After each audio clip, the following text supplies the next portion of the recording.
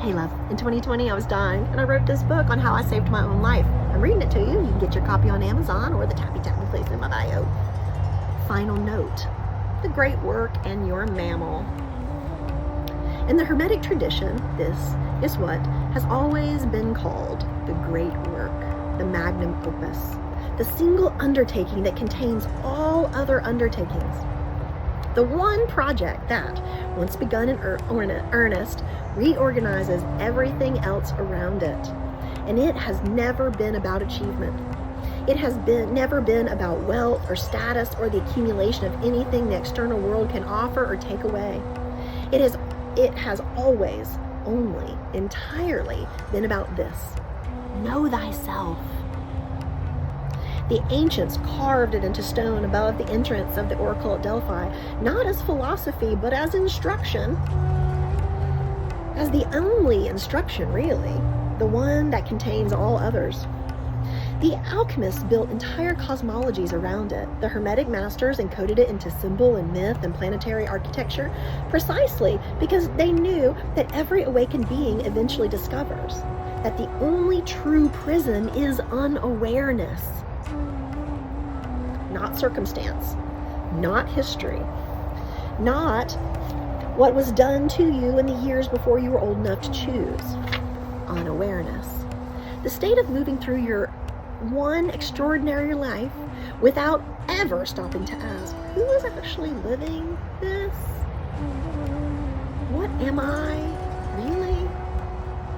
Some traditions call unawareness sin, but perhaps that framing is too harsh.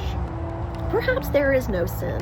Perhaps there is only physics, only frequency, only the precision and impersonal law that says a being moving in unawareness will produce unconscious results.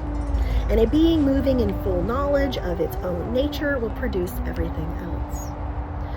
Will produce the life that will always wait, that was always waiting on the other side of that question. Because here's what the great work actually reveals in every soul willing to do it. You were never broken. You were never lost.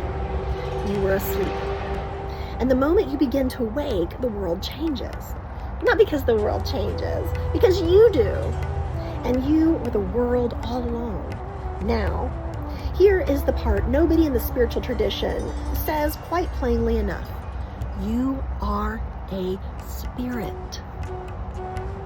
An ancient, infinite, sovereign being of consciousness who has descended from the heavens and taken up residence in a mammal.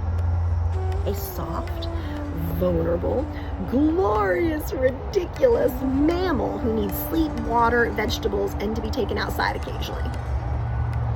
And most of us are treating that mammal like a rented car we didn't pay the insurance on, running it into the ground, ignoring the warning lights, filling the tank with absolute garbage, and then being furious when it breaks down on the highway.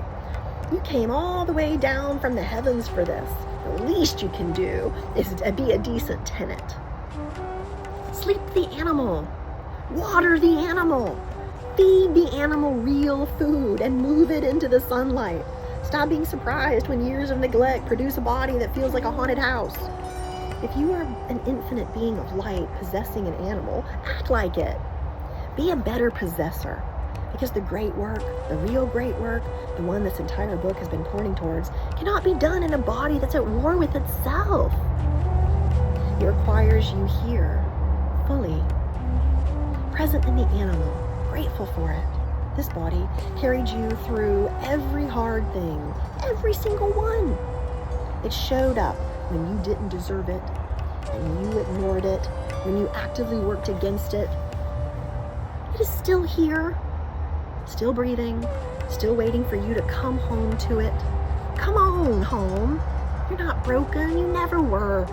So come curious, come as you are, with every scar and every question, and every place where the light gets in through those cracks. Come to the work. The great work is not waiting for you to be ready. It has already begun in you. And now, you have. I love you. Tell me what you're feeling.